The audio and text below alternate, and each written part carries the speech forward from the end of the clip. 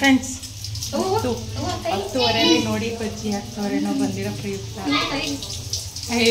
ಏನಾಗಲ್ಲ ಸುಮ್ಮನೆ ಎತ್ಕೊಳಕ್ಕ ಎಂಥದ್ದು ಇಲ್ಲ.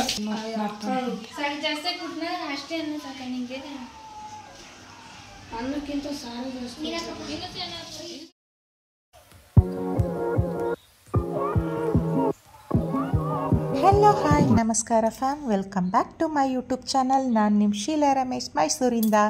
ಎಲ್ಲರೂ ಹೇಗಿದ್ದೀರಾ? ಐ ಹೋಪ್ ಎಲ್ಲರೂ ಚೆನ್ನಾಗಿದ್ದೀರಾ ಅಂತ ಭಾವಿಸ್ತಾ ನಾನು ಕೂಡ ತುಂಬ ಚೆನ್ನಾಗಿದ್ದೀನಿ. ಇವತ್ತು ಆಲ್ಮೋಸ್ಟ್ ನೈಟ್ 9:30 10 ಈ ಥರ ಆಗಿದೆ. ಇಷ್ಟೊತ್ತಲ್ಲಿ ಎಲ್ಲಪ್ಪ ಈ ಲೈಟಿಂಗ್ಸು ಅಂತ ಕೇಳ್ತಿದ್ದೀರಾ. ಹೌದು ಕಣ್ರಿ, ಇದು ನಮ್ಮ ಮೈಸೂರಲ್ಲೇ ಇರುವಂಥ ಮಂಡ್ಯ ಡಿಸ್ಟಿಕ್ಗೆ ಸೇರಿರುವಂಥ ಬೆಳಗೋಳದಲ್ಲಿ ಹಾಕಿರುವಂಥ ಲೈಟಿಂಗ್ಸು ಮೈಸೂರು ಲೈಟಿಂಗ್ಸ್ ಥರನೇ ಕಾಣಿಸ್ತಿದೆ. ಅಂದರೆ ದಸರಾ ಟೈಮಲ್ಲಿ ಮೈಸೂರು ಲೈಟಿಂಗ್ಸ್ ಇರುತ್ತಲ್ಲ, ಆ ರೀತಿಯೇ ನೋಡಿದ್ರೆ ಆ ರೀತಿಯೇ ಕಾಣಿಸ್ತಿದೆ ಅಲ್ವಾ? ಹೌದು, ಊರು ತುಂಬ ಜಿಗಿ ಜಿಗಿ ಅಂತ ಇದೆ. ಏನು ವಿಶೇಷ ಅಂತ ಅಂದರೆ ಬೆಳಗೋಳದಲ್ಲಿ ಬಂದು ಇವಾಗ 4 ದಿನ ಹಬ್ಬ ನಡೆಯುತ್ತೆ. ಹಿರಿಯಮ್ಮ ತಾಯಿ ಜಾತ್ರೆ ಅಂತ ಹೇಳಿ ನಡೆಯುತ್ತೆ. ಆಲ್ಮೋಸ್ಟು ನಾನು ನನ್ನ ತುಂಬ ವ್ಲಾಗ್ಗಳಲ್ಲಿ ಆ ದೇವಸ್ಥಾನಕ್ಕೆ ಕರ್ಕೊಂಡೋಗಿದ್ದೆ. ಇದು ಬಂದು ಮೊದಲನೇ ದಿನದ್ದಾಗಿರುತ್ತೆ. ಇವತ್ತು ಅಂದರೆ ಶುಕ್ರವಾರ ಆಗಿರುತ್ತೆ. ಶುಕ್ರವಾರ ನೈಟು ಈ ಊರಲ್ಲಿ ಹಿರಿಯಮ್ಮ ದೇವಿಯ ತೇರಿರುತ್ತೆ. ಊರು ತುಂಬ ಮೆರವಣಿಗೆ ಮಾಡೋದು, ಹೂವಿನ ಚಪ್ರ ಅಂತ ಹೇಳಿ ಮಾಡ್ತಾರೆ. ತುಂಬ ಅಂದರೆ ತುಂಬ ಚೆನ್ನಾಗಿ ತುಂಬ ಗ್ರ್ಯಾಂಡಾಗಿ ಮಾಡ್ತಾರೆ. ಸೊ ನಮ್ಮ ಬೆಳಗೋಳಕ್ಕೆ ನಮ್ಮ ನಾದಿನಿ ಅಂದರೆ ನನ್ನ ಹಸ್ಬೆಂಡ್ ತಂಗಿನ ಕೊಟ್ಟಿರೋದ್ರಿಂದ ಬನ್ನಿ ನೈಟು ಹೂವಿನ ಚಪ್ರ ತುಂಬ ಚೆನ್ನಾಗಿರುತ್ತೆ, ನೋಡ್ಕೊಂಡು ಹೋಗುರಂತೆ ಅಂತ ಹೇಳಿದ್ರು. ನಾನು ಕೂಡ ನೋಡ್ಕೊಂಡು ಹೋಗೋಣ ಬನ್ನಿ ಅಂತ ಹೇಳಿ ಹಸ್ಬೆಂಡು ಮತ್ತು ನನ್ನ ಚಿಕ್ಕ ಮಗನ ಕರ್ಕೊಂಡು ಬಂದೆ. ನಾನು ಬರುವಷ್ಟರಲ್ಲಿ ಇಲ್ಲಿ ನನ್ನ ನಾದಿನಿ ಮಕ್ಕಳು ಅಂದರೆ ಮಗಳು, ಮಗ, ಮೊಮ್ಮಗ ಎಲ್ಲರೂ ಕೂಡ ಇದ್ದರು. ಬಂದು ನಾನು ಕೂಡ ಜಾಯಿನ್ ಆದೆ. ನನ್ನ ನಾದಿನಿ ಬಂದಿರಲಿಲ್ಲ. ಅವರು ಮನೆಯಲ್ಲೇ ಸ್ವಲ್ಪ ಕೆಲಸ ಇದೆ, ಹಬ್ಬದ ಕೆಲಸ ಅಂತ ಅಂದರೆ ಇದ್ದೇ ಇರುತ್ತಲ್ವ. ಕ್ಲೀನಿಂಗ್ ಅಂತೂ ಮುಗಿಯೋದಿಲ್ಲ. ಅವ್ರು ಕ್ಲೀನಿಂಗಲ್ಲಿ ಫುಲ್ ಬ್ಯುಸಿ ಆಗಿಬಿಟ್ಟಿದ್ರು. ಹಂಗಾಗಿ ಮಕ್ಳುಗಳು ಮಾತ್ರ ಬಂದಿದ್ದರು, ನನಗೆ ಸಿಕ್ಕಿದ್ರು. ಅವ್ರ ಜೊತೆಯಲ್ಲಿ ಇವಾಗ ದೇವಸ್ಥಾನ ಪೂಜೆ ಎಲ್ಲ ಹೆಂಗಿರುತ್ತೆ ಅಂತ ನಾನು ನಿಮಗೆ ತೋರಿಸ್ತೀನಿ, ನೋಡ್ಕೊಂಡು ಬನ್ನಿ ಬೇಗ. ಆಗೋಯ್ತಾ ಅದು? ಅದೇ ಬೇರೆ ಶುರು ಆಗೋಗುತ್ತೆ. ಒಂದು 10:30 ಆಗ್ತಾರೆ ಅಕ್ಕ. ಅದೇ ಇಷ್ಟೊಂದು ಗಂಟೆ ನಾವು ಬಂದಾಗ ಲಾಸ್ಟ್ ಇರ್ತಿದೆ. ಅದು ನೋಡೋಕ್ಕೆ ಬಂದಾಗ ಜೊತೆ ಬಂದಾಗ ಹೋಗ್ತೀರಿ ಕದ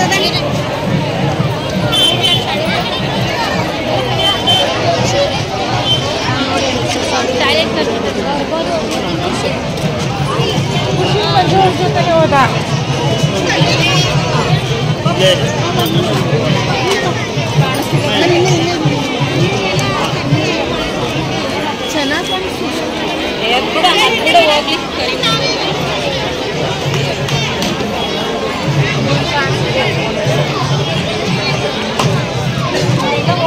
ಚೆನ್ನಾಗಿ ಮಾಡೋರೆ ಅಲ್ವಾ?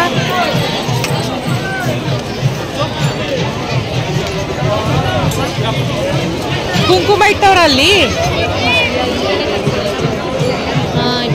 ಆಯ್ತಾ?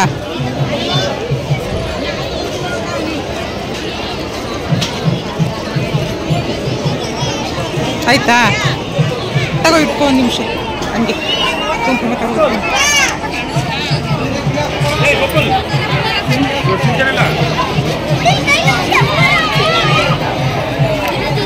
ಏನು ನಡ್ಸೈತೆ?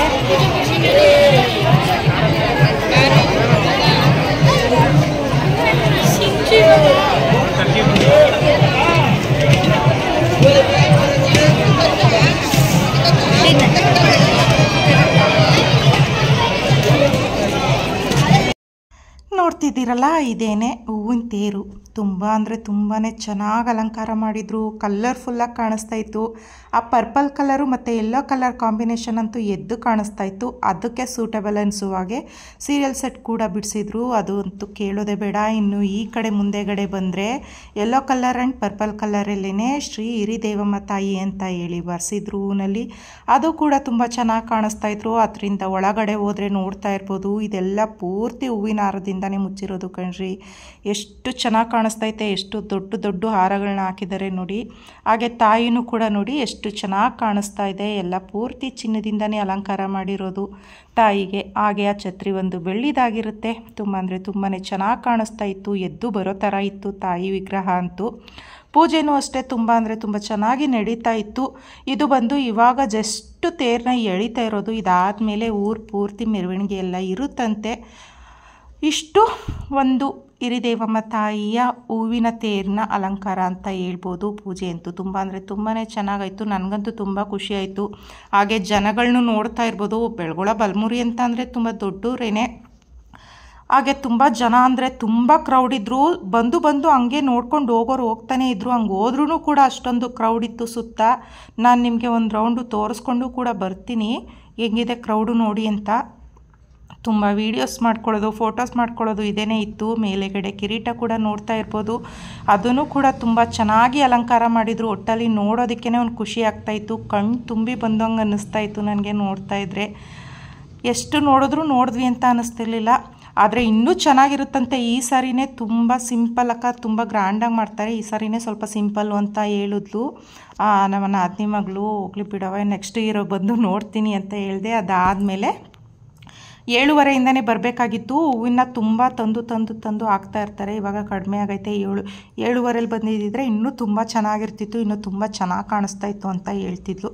ಬಟ್ ಏನು ಮಾಡೋಕ್ಕಾಗಲ್ಲ. ಹಸ್ಬೆಂಡ್ಗೆ ಸ್ವಲ್ಪ ಕೆಲಸ ಇದ್ದದ್ರಿಂದ ನಾವು ಹೊರಡೋದೇ ಸ್ವಲ್ಪ ಲೇಟಾಯಿತು.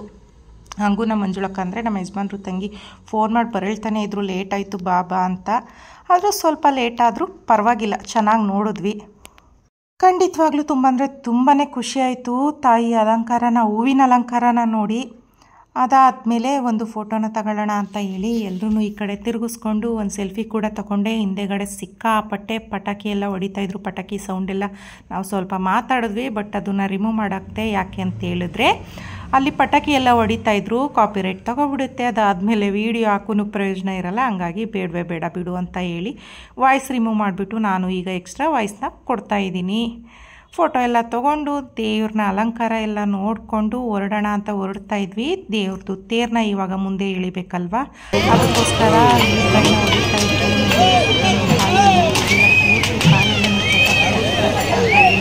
ಹೊಡೆದ ಹಾಕ್ಬಿಟ್ಟು ಎಲ್ಲರೂ ಸೇರ್ಕೊಂಡು ಸೋಮವಾರ ಜಾತ್ರೆ ನಡೆಯುತ್ತೆ. ಸೋಮವಾರ ಅಂತ ಹೇಳಿದ್ರೆ ನವೆಂಬರ್ 25 ಅಂದರೆ ಸೋಮವಾರ ನಡೆಯುತ್ತೆ. ಸೋಮವಾರ ಬೆಳಗ್ಗೆ ಬಲಮುರಿಗೆ ಹೋಗೋ ರೋಡಿನಲ್ಲಿ ಇರೋದು ನಮ್ಮ ತಾಯಿ ದೇವಸ್ಥಾನ. ಇಲ್ಲ ಮೈಸೂರು ಸರೌಂಡಿಂಗ್ ಆಲ್ಮೋಸ್ಟ್ ಬಂದು ದರ್ಶನ ಮಾಡ್ಕೊಂಡು ಮಾಡ್ಕೊಂಡಿರ್ಬೋದು. ಜಾತ್ರೆ ಕೂಡ ತುಂಬ ಅಂದರೆ ತುಂಬ ಚೆನ್ನಾಗಿರುತ್ತೆ, ತುಂಬ ಗ್ರ್ಯಾಂಡಾಗಿ ಆಗುತ್ತೆ. ಇವತ್ತು ನೈಟು ಉತ್ಸವ ಇರುತ್ತೆ. ಇನ್ನು ಭಾನುವಾರ ಶನಿವಾರ ಭಾನುವಾರ ಎಲ್ಲ ಮನೆಗಳಲ್ಲಿ ಸಿಂಪಲಾಗಿ ಪೂಜೆನ ಮಾಡ್ತಾರೆ. ಅದಾದಮೇಲೆ ಸೋಮವಾರ ಪೂರ್ತಿ ಜಾತ್ರೆ ನಡೆಯುತ್ತೆ. ಅದ್ರ ಜೊತೆಗೆ ಈ ಜಾತ್ರೆಯಲ್ಲಿ ವಿಶೇಷ ಏನು ಅಂತಂದರೆ ಕುಸ್ತಿ ಪಂದ್ಯಾವಳಿ ಇರುತ್ತೆ. ಸುತ್ತಮುತ್ತ ಎಲ್ಲ ಗ್ರಾಮದಿಂದನೂ ಬಂದು ಕುಸ್ತಿ ಮಾಡ್ತಾರೆ. ಅದು ನೋಡೋದಕ್ಕೇ ತುಂಬ ಚೆನ್ನಾಗಿರುತ್ತೆ. ಬೆಳಗ್ಗೆಯಿಂದ ಸಂಜೆ ತನಕ ಕುಸ್ತಿ ಪಂದ್ಯ ಇರುತ್ತೆ. ಅದೇ ಒಂದು ಇಂಟ್ರೆಸ್ಟಿಂಗ್ ಅಂತ ಹೇಳ್ಬೋದು ಈ ಜಾತ್ರೆಯಲ್ಲಿ. ಆಗಲೇ ಹೇಳ್ದಂಗೆ ಸುತ್ತಮುತ್ತ ಇರುವಂಥ ಗ್ರಾಮಸ್ಥರಾಗಿರ್ಬೋದು, ಸಿಟಿನಲ್ಲಿ ಮೈಸೂರಲ್ಲಿ ಇರೋಂಥವ್ರಾಗಿರ್ಬೋದು, ಆನ್ ದ ವೇನಲ್ಲಿ ಇದ್ದೀವಿ ಅನ್ನೋದಾದರೆ ಬಂದು 25ನೇ ತಾರೀಕು ಸೋಮವಾರ ಜಾತ್ರೆನ ನೋಡ್ಕೊಂಡು ಹೋಗ್ಬೋದು. ತುಂಬ ಅದ್ದೂರಿಯಾಗಿ ತುಂಬ ಚೆನ್ನಾಗಿ ಜಾತ್ರೆ, ಪೂಜೆ, ಕುಸ್ತಿ ಪಂದ್ಯ ಎಲ್ಲವೂ ಕೂಡ ನಡೆಯುತ್ತೆ. ಅದಾದಮೇಲೆ ಇವಾಗ ತೇರನ್ನ ಎಳೆಯೋದಕ್ಕೆ ಶುರು ಮಾಡಿದ್ರು.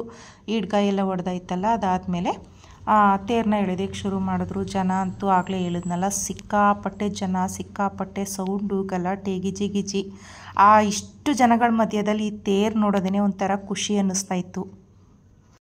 ಅದ್ರ ಜೊತೆಗೆ ಆ ತೇರಿನ ಬ್ಯಾಕ್ ಸೈಡೂ ಅಷ್ಟೇ ತಾಯಿ ಕಣ್ಣು, ಉಪ್ಪು, ಮೂಗುಬಟ್ಟು, ಹಣೆಗೆ ಸಿಂಧೂರ ಇಷ್ಟನ್ನು ಕೂಡ ಹೂವಿನಲ್ಲಿ ಹಾಕಿದ್ದು. ಅದೂ ಕೂಡ ಸೆಂಟರ್ ಆಫ್ ಅಟ್ರ್ಯಾಕ್ಷನ್ ಅಂತಲೇ ಹೇಳ್ಬೋದು ತಾಯಿದು. ತುಂಬ ಅಂದರೆ ತುಂಬ ಚೆನ್ನಾಗಿ ಕಾಣಿಸ್ತಾ ಇತ್ತು. ಅದನ್ನು ನೋಡಿ ನಾನು ಫಸ್ಟ್ ಏನು ಅಂದ್ಕೊಂಡೆ, ಈ ಕಡೆನೇ ತಾಯಿ ಇರೋದು ಅಂತ ಹೇಳಿ. ಒಟ್ಟಲ್ಲ, ಮುಂದೆಗಡೆ ಇದೆ ಅಂತ ಹೇಳಿದ್ರು. ಅದಾದಮೇಲೆ ಅಲ್ಲಿ ದರ್ಶನ ಎಲ್ಲ ಮುಗಿಸ್ಕೊಂಡು ತಾಯಿ ತೇರನ್ನ ಎಳೆದ್ಮೇಲೆ ನಾವು ಇವಾಗ ನಮ್ಮ ನಾದಿನಿ ಮನೆ ಕಡೆಗೆ ಹೊರಟ್ವಿ. ರೋಡ್ ಪೂರ್ತಿ ಸಖತ್ತಾಗಿ ಅರೇಂಜ್ಮೆಂಟ್ ಮಾಡಿದರು ಅಂತ ಹೇಳ್ಬೋದು. ಬಟ್ ನಮ್ಮ ಸುಷ್ಮಾ ಹೇಳ್ತಾಯಿದ್ಲು, ಅಕ್ಕ ಇದೇನೇ ಸಿಂಪಲ್ ಅಕ್ಕ, ಇನ್ನೂ ಚೆನ್ನಾಗಿ ಲೈಟಿಂಗ್ಸ್ ಹಾಕ್ತಾಯಿದ್ರು. ಯಾಕೋ ಈ ಸಾರಿ ಲೈಟಿಂಗ್ಸು ಸ್ವಲ್ಪ ಕಡಿಮೆ ಮಾಡವ್ರೆ. ಅದಾದಮೇಲೆ ಹೂವಿನ ಚಪ್ರಕ್ಕೂ ಅಷ್ಟೇ ಸಿಂಪಲಾಗೈತೆ, ಇನ್ನೂ ತುಂಬ ಗ್ರ್ಯಾಂಡಾಗಿ ಚೆನ್ನಾಗಿ ನಡೆಯುತ್ತೆ ಅಂತ ಹೇಳ್ತಾಯಿದ್ಲು. ಆವಾಗಲೇ ಹೇಳ್ದಂಗೆ ಇವಾಗ ನಾವು ನಮ್ಮ ನಾದಿನಿ ಮನೆಗೆ ಹೋಗ್ತಾಯಿದ್ದೀವಿ. ಹಾಗೆ ಸೋಮವಾರ ಜಾತ್ರೆ ಏನು ನಡೆಯುತ್ತೆ ಅದ್ರ ನೈಟು ನಾಟಕ ಮತ್ತು ಸಂಗೀತ ಕಾರ್ಯಕ್ರಮ ಎಲ್ಲ ಇರುತ್ತೆ. ಸೆಲೆಬ್ರಿಟೀಸ್ಗಳನ್ನ ಕೂಡ ಕರೆಸ್ತಾರೆ. ನೈಟು ಪೂರ್ತಿ ಬೆಳಗ್ಗೆಯಿಂದ ಸಂಜೆ ತನಕ ಒಂದು ದಿನದ ಜಾತ್ರೆ ಮುಗಿಯುತ್ತೆ. ಇನ್ನು ನೈಟೆಲ್ಲ ಫಂಕ್ಷನ್ನು ಅಂದರೆ ಆರ್ಕೆಸ್ಟ್ರಾ ಆಗಿರ್ಬೋದು, ನಾಟಕ ಆಗಿರ್ಬೋದು, ಅದಕ್ಕೆ ಸೆಲೆಬ್ರಿಟೀಸ್ಗಳನ್ನ ಕರೆಸೋದಾಗಿರ್ಬೋದು. ಪ್ರತಿ ವರ್ಷವೂ ಕೂಡ ಒಬ್ಬೊಬ್ಬರು ಸೆಲೆಬ್ರಿಟೀಸ್ನ ಕರೆಸ್ತಾ ಇರ್ತಾರೆ. ತುಂಬ ಅಂದರೆ ತುಂಬಾ ಚೆನ್ನಾಗಿ ತುಂಬ ಅದ್ಧೂರಿಯಾಗಿ ನಡೆಯುವಂಥ ಜಾತ್ರೆ ಹಿರಿದೇವಮ್ಮನ ಜಾತ್ರೆ ಅಂತ ಹೇಳ್ಬೋದು. ತುಂಬ ಚೆನ್ನಾಗಿರುತ್ತೆ. ನನಗಂತೂ ಈ ಲೈಟಿಂಗ್ಸು, ಆ ದೇವರು ಹೂವಿನ ಚಪ್ರ ಎಲ್ಲ ನೋಡಿ ತುಂಬ ಖುಷಿಯಾಯಿತು. ಈ ಮೇನ್ ರೋಡಿಗೆ ಈಗ ನಾನೇನು ತೋರಿಸ್ತಾ ಇದ್ದೀನಲ್ಲ ಅದು ಬಂದು ಬಲಮುರಿಗೆ ಹೋಗುವಂಥ ಮೇನ್ ರೋಡು. ನಮ್ಮ ನಾದಿನಿ ಮನೆ ಇರೋದು ಬಲಮುರಿ ಮೇನ್ ರೋಡಲ್ಲೇ. ಆ ಮೇನ್ ರೋಡಿಗೆ ಬರುವಷ್ಟರಲ್ಲಿ ಬೆಳಗಿನ ಜಾವ 4:30-5 ಗಂಟೆ ಆಗುತ್ತಂತೆ. ಅಲ್ಲಿ ತನಕ ಇವತ್ತು ಹೂವು ಗಿವು ಎಲ್ಲ ಮಾರ್ತಾ ಇರ್ತಾರೆ. ಹೂವಿನ ಚಪ್ರ ಅಂತ ಅಂದರೆ ರೋಡ್ಗಳಿಗೆ ಬಂದಾಗ ತಾಯಿಗೆ ಹೂವನ್ನ ಹಾಕೋದೇನೆ ಒಂದು ಖುಷಿ ಅಲ್ವಾ.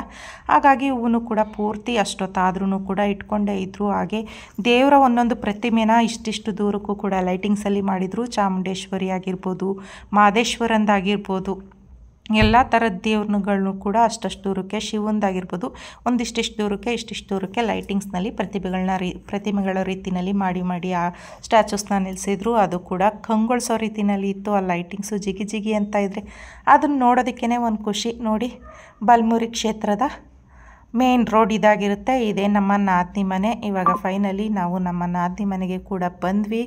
ಅದಾದಮೇಲೆ ನಮ್ಮ ನಾದಿನಿ ಮನೆ ಒಳಗಡೆ ವಾಯ್ಸ್ ಕೊಟ್ಟೆ, ಬಟ್ ಅದು ಬೇಡ ಅಂತ ರಿಮೂವ್ ಮಾಡಾಕಿದ್ದೀನಿ. ಅವರು ಅಡುಗೆ ಮಾಡ್ತಾಯಿದ್ದಾರೆ. ಹಸ್ಬೆಂಡ್ಗೆ ಊಟ ಮಾಡಿಸ್ಕೊಂಡು ಬಂದಿದ್ದೆ, ಮುದ್ದೆ ಮಾಡಿಕೊಟ್ಟು ನಮಗೂ ಕೂಡ ಅಡುಗೆ ಮಾಡಿ ಇಟ್ಬಿಟ್ಟು ಬಂದಿದ್ದೆ. ಆದರೆ ತಂಗಿ ಕೇಳಬೇಕಾ, ಅಣ್ಣ ಊಟ ಮಾಡ್ಕೊ ಬಂದಿದ್ರು ಪರವಾಗಿಲ್ಲ, ಅವ್ರ ಮನೆಗೆ ಬಂದಮೇಲೆ ಅವ್ರ ಅಣ್ಣಂಗೆ ಊಟ ಮಾಡಿಸ್ತೇ ಕಳಿಸ್ತಾರ. ಹಸ್ಬೆಂಡ್ ಬೇಡ ನಾನು ಈಗ ಮುದ್ದೆ ತಿನ್ಕೊ ಬಂದಿದ್ದೀನಿ ಅಂದರೂ ಕೇಳಲಿಲ್ಲ. ಬಜ್ಜಿ ಮಾಡಿ, ಪಲ್ಯ ಮಾಡಿ, ಅನ್ನ ಸಾಂಬಾರೆಲ್ಲ ರೆಡಿ ಇತ್ತು. ಈಗ ಜಸ್ಟು ಬಜ್ಜಿ ಮಾತ್ರ ಬಿಸಿಯಾಗಿ ಎಣ್ಣೆಗೆ ಹಾಕ್ಕೊಡ್ತಾಯಿದ್ರು. ಇವಾಗ ಇನ್ನೇನಿಲ್ಲ, ಅವ್ರಿಗೂ ಊಟ ಕೊಟ್ಬಿಟ್ಟು ನಾವು ಊಟ ಮಾಡಿಕೊಂಡು ಮನೆಗೆ ಹೊರಡ್ಬೇಕಷ್ಟೇ. ನಮ್ಮ ನಾದಿನಿ ಹಂಗೂ ಬಿಡು, ನೀನು ಫೋಟೋ ವೀಡಿಯೋ ಏನೂ ಮಾಡ್ಕೋಬೇಡ, ನಾನು ಚೆನ್ನಾಗಿ ಕಾಣಿಸ್ತಾ ಇಲ್ಲ, ಕೆಲಸ ಮಾಡಿ ಸಾಕಾಗಿದ್ದೀನಿ, ಹೆಂಗೆ ಕಾಣಿಸ್ತಾ ಇದ್ದೀನಿ ನೋಡು, ವೀಡಿಯೋ ಮಾಡ್ಕೊತಾ ಇದೆಯಲ್ಲ ಅಂತ ಇದ್ರು. ಪರವಾಗಿಲ್ಲ ಬಿಡಕ್ಕ, ಏನಾಗಲ್ಲ ಕಣ, ಚೆನ್ನಾಗಿ ಕಾಣಿಸ್ತಾ ಇದ್ದೀರಾ ಅಂತ ಸ್ವಲ್ಪ ವೀಡಿಯೋನ ಮಾಡಿಕೊಂಡೆ.